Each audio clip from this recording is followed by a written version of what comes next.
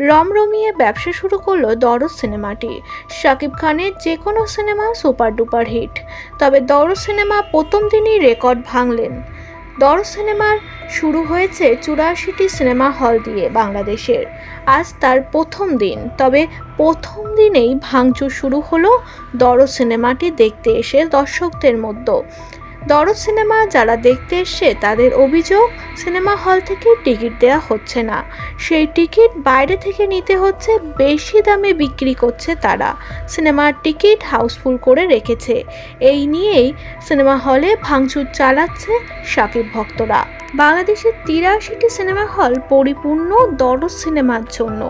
শাকিব খানের গলায় কেউ মালা পরাচ্ছে, কেউ শাকিব খানকে নিয়ে ঘুরে বেড়াচ্ছে, কেউ পরিচালকের গলায় মালা পরাচ্ছে।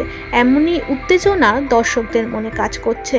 দর্শকদের কাছ থেকে রিভিউ জানতে হলে তাদের রিভিউ 10-এ 10 বা 100-তে 100, এতটাই নাকি সুপার ডুপার হিট করেছে তার সিনেমার গল্পটি এতটাই ভালো লেগেছে দর্শকের।